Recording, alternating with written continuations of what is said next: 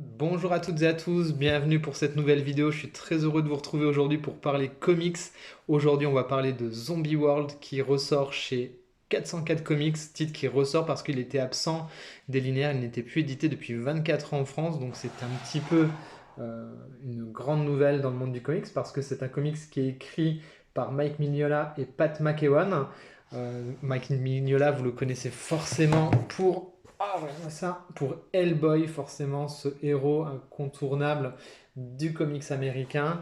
Donc c'est sa grande œuvre, Hellboy, mais il a écrit d'autres choses, dont ce Zombie World avec Pat McEwan. Donc on le retrouve aujourd'hui chez 404, donc dans une très belle édition, un grand format assez sympathique. D'ailleurs, si ça vous intéresse un petit peu de connaître et de découvrir la façon de travailler de 404 Comics et notamment de Nicolas Beaujouan, le directeur éditorial, je vous invite à aller voir la chaîne sur YouTube Nous sommes les 4%. Vous avez le raccourci en dessous des vidéos sur cette chaîne-ci où on fait des lives et où il parle de son travail en tant qu'éditeur et c'est super intéressant de voir un petit peu l'amour qu'il met dans ses livres parce qu'on parle bien de livres et aux soins tout particuliers qu'il accorde aux éditions. Là, il y a un toucher très doux, il y a un petit relief sur le titre, il y a un choix de papier, un grammage qui est super sympa.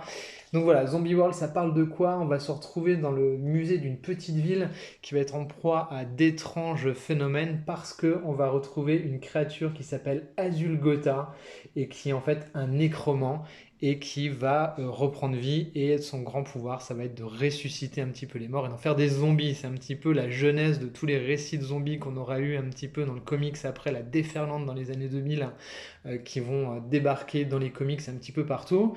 C'est un petit peu une espèce de point de départ entre guillemets, parce qu'il y avait il y a eu du zombie avant, mais en tout cas voilà, on a ici cette histoire complètement barrée et je vais vous montrer tout de suite le style graphique parce que ça aussi c'est quelque chose qui frappe et qui est très intéressant dans l'édition. C'est un style graphique qui rend hommage, et c'est assez rare, hein, au style de la ligne claire. La ligne claire, c'est quoi? C'est un petit peu le marqueur de la bande dessinée européenne qui a vu son apothéose avec Tintin de Hergé et voilà tout ce qui en découle sur ce format 48 pages européen qu'on connaît par cœur. Et bien c'est voilà cette ligne claire. Vous voyez hein, ce type de cadrage et ce genre de cases là qui font clairement penser à du Tintin, cette dynamique dans les mouvements, le positionnement des personnages, mais pas que. C'est une sorte de belle synthèse aussi avec ce qui se fait.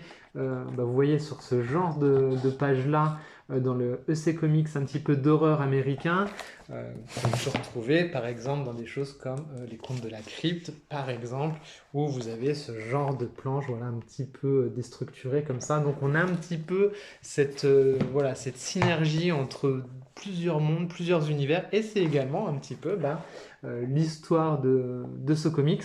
Comics assez court, mais vendu à un tarif vraiment sympathique de la part de 404 parce que c'est une très belle édition, autour de 14 euros. Donc c'est vraiment sympa. On m'a posé également la question de savoir dans certaines vidéos s'il y avait effectivement des petites notes de l'auteur. Effectivement, on a à la fin un joli cahier graphique, je vais vous montrer avec les petites notes justement de Mike Mignola. Donc ça c'est intéressant, la petite postface ici qui explique, qui revient un petit peu sur la genèse. On a également des très belles planches et des couvertures dessinées originalement par Mike Mignola lui-même, donc c'est absolument sublime, hein. Il est vraiment très caractéristique, c'est super beau. Donc une édition particulièrement complexe. Le récit en lui-même se lit, mais alors d'une traite, j'ai trouvé ça vraiment super sympa, un espèce de mélange des genres, d'horreur, de fantastique, et puis d'humour. Alors je sais que j'ai échangé avec un copain là, qui verra sûrement la vidéo sur Insta.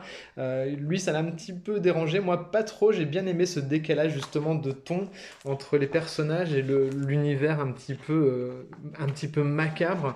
J'ai trouvé justement qu'il y avait un petit décalage qui était intéressant, qui permettait de prendre du recul sur le récit. Et moi, ça m'a pas dérangé.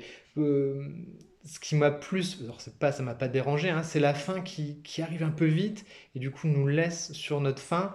Pour le coup, on aurait eu envie d'un récit qui dure encore un petit peu, mais ça, ben voilà, c'est comme ça. Souvent, quand on est bien embarqué dans l'histoire, qu'on accroche bien et qu'on passe un bon moment, ben, on aurait envie que ça dure et que ça dure encore quelques pages de plus. Mais là, ça s'arrête et malheureusement, ben, si vous voulez la suite, parce qu'il n'y a pas vraiment de suite, mais vous pouvez retrouver ça, mine de rien, quelque part dans l'univers de Mac Mignola, que ce soit le BPRD ou Hellboy, on va retrouver un petit peu ces germes de ce que vous avez là dans la suite de l'œuvre de Mignola. Voilà, j'espère que la vidéo vous a plu, qu'elle vous a intéressé. Si c'est le cas, vous pouvez vous abonner à la chaîne parce que j'ai perdu mon ancienne chaîne avec 1000 abonnés.